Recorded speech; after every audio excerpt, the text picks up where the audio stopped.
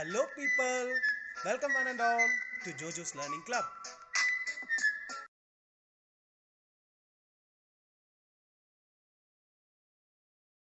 Hello guys, welcome back to my channel once again. So this is the part 4 on permutation and combination, and on the previous sections I have discussed on what are fundamental principles of counting, then I have discussed on factorial notations and also on some formulas and their derivations, right? So we are going to use all these formulas in this section and solve all these problems. Before that, just let's recall what is a permutation. Permutation is a definite order of arrangement of selections of all objects taken at a time or some objects taken at a time. And the formula NPR, where N is the number of objects and R is the number of selection, is given by NPR is equal to N factorial by N minus R factorial. And this is the basic formula. And in the arrangement, if there are P objects are of the same kind and the R and all other objects are different, then it is given by n factorial by p factorial. That is, from the total number of permutations, you have to divide the common objects. That is, if there are p objects are of the same kind, then you have to divide by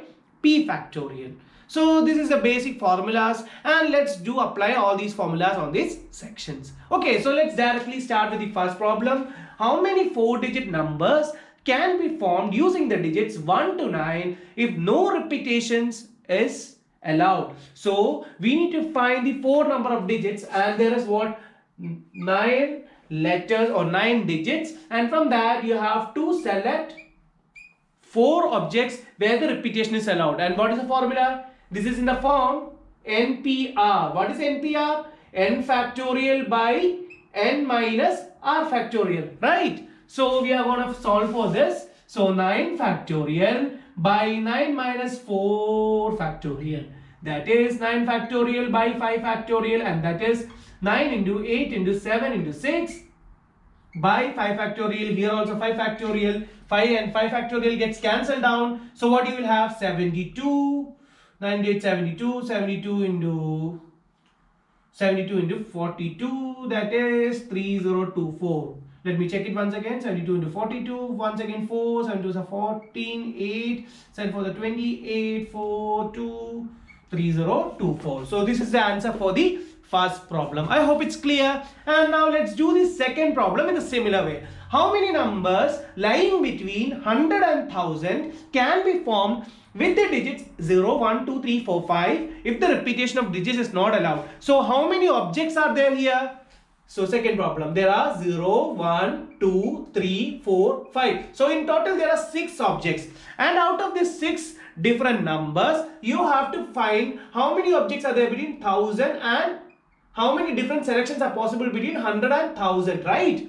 So we have 6 selections and we have to find all the 3-digit sequences, right? So you have to find 6p3. Let's find what is 6p3. That is 6 factorial by 3 factorial. That is 6 into 5 into 4 into 3 factorial by 3 factorial. So what it would be? 6 into 5, 30. 30 into 4, 120. 30 into 4, 120. But is this selection correct? Is this selection correct? No, not exactly. Why? Because in this selection, the selections 042, 013, all these are included, right? Because we are selecting 3 different objects and each is in the 0 is also included in this selection. But is 042 a 3-digit number? No, it is a 2-digit number. So from this selection, you have to minus taking only these 2 selections. What is this? Out of 5 numbers, when 0 is excluded, there is only 5 numbers, right? And in these 2 boxes, you can select it by 2 different ways. So what is the actual answer? You have to, from 6p3, you have to minus the selection of this, like numbers excluding numbers with 0, that you have starting with 0, that you have to exclude. So for that you just have 2-digit numbers, right? For the 2-digit numbers you have selection 5 different selections. Which are they?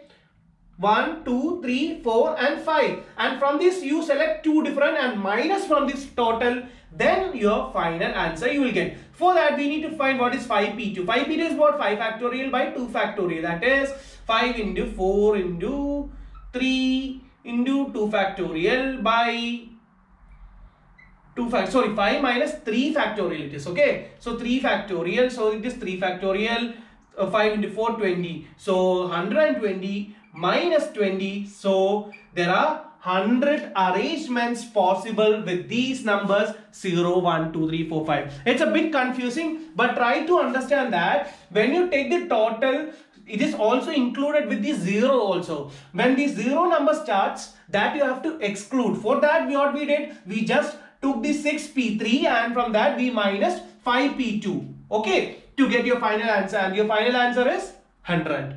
Okay, that's all for the second problem, and third and fourth problems are more kind of numerical problems and interesting. Okay, so let's do the third problem. Third problem is what?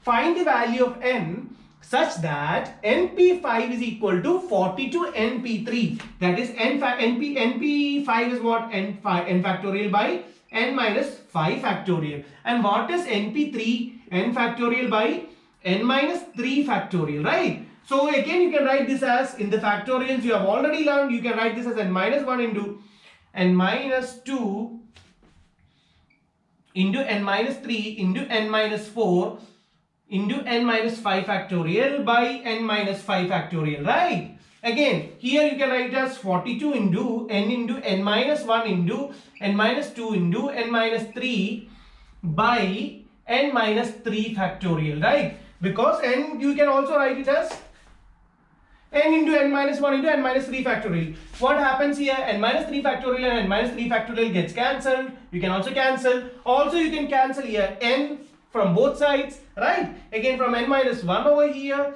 n minus 2 also you get cancelled. So what is left over here? N minus 3 into n minus 4 is equal to 42. So what it is? N square minus 7n plus 12 is equal to 42. So when it comes to this side, it becomes n square minus 7n minus 30, right? N square minus 42 comes to this side, but it will become minus 42 plus 12, that is minus 30. So product is 30, product is minus 30. What, how you can arrange it? N square, so you can take it as n square minus 4n 30 it is, right? So it should come like something like 10 and 3. So you can write it as minus 10n plus 3n minus 30. So what are the possibilities? N into n minus 10 plus 3 into n minus 10. So n minus 10 into n minus 3. So these are the two possibilities. So n's value can be 10 or is plus or minus 3.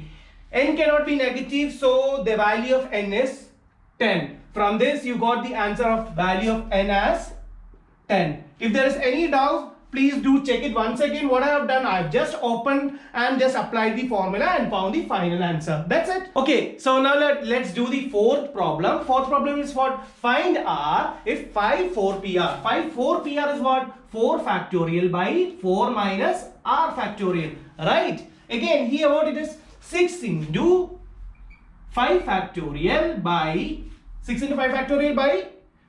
5 minus r minus 1. So what it would be? 5 minus r plus 1, right? Factorial. Again I'm going to reduce it. This 5 into 4 factorial is what? 5 factorial by 4 minus r factorial is equal to 6 into 5 factorial by 5 minus r plus 1. I'm going to open this again. 5 minus r plus 1 into 5 minus r into, I'm going to write it as 5 minus r minus 1 factorial. What is this 5 minus r minus 1 factorial? This is 4 minus r factorial itself. So these two terms get cancelled out. Again here 5 factorial gets cancelled out. So what is left over here? 5 minus r plus 1 is what? 6 minus r into 5 minus r is equal to 6 is left here. Okay, so now we need to find the value of r. Either you can use trial and error method or you can use the quadratic equations to find the value. So I'm going to use trial and error. Let's use put r equal to 2. So what happens? 6 minus 2, 4. 4 into 4 into 3, 12. No, it does not. Put r is equal to, try with r equal to 3. So what happens? 6 minus r, 3. 3 into 5 in minus r, 2. So 3 into 2 is equal to 6. So value of r is 3. So as I said, it is too much easy. Either you can use the trial and error method to find the final answer, or you can also use the quadratic equations. If you have any doubts using trial and error and not to waste the time, you can use directly the formula of quadratic equation d is equal to b square minus 4ac and find the final answer, or any of the quadratic equation methods and find the final answer. I used here trial and error to find the answer of fourth problem. Okay, now let's find the fifth problem. What is the fifth problem? Fifth problem is very much interesting. Find the number of different 8-letter arrangements that can be made from the letters of the word daughter. So there is a word daughter, D-A-U-G-H-T-E-R, and so that all vowels occur together. So they wanted to have the arrangements where all the vowels occur together. What are the vowels over here? A, E, I, O, U are the vowels, right? So A, U, E. So there are 3 vowels and 5 consonants, right? So so these are the 5 consonants which come together, and this is treated as, for the time being, let's consider these 3 vowels as a 1. Okay, so there are total how many arrangements? So there are total how many objects? 6 objects, right? And how many selections are possible? And from that you have to find 6p6. What is that? 5. 6p6 is 6 factorial, right? And also these 3 vowels can be also arranged in 3 factorial ways, right? So you have to multiply here with 3p3. What is 3p3? That is selecting 3 numbers which are arrangement of 3 objects taken at all at a time. That is 6 factorial into 3 factorial is the answer for the problem when all vowels are taken together. I hope you understand. I will say once again, in this question it is asked that find the number of 8-letter words. So you have to find all the 8-letter words where all the vowels occur together. For that, what we did, we grouped together all the vowels. There are 3 vowels in this problem, and for the time being we consider it as a one object, and there are rest 5 different objects. We added together, so total there are 6 objects, and these 6 objects can be selected in 6p6 ways, that is 6 factorial. Also, we should not forget the fact that these 3 vowels can be selected in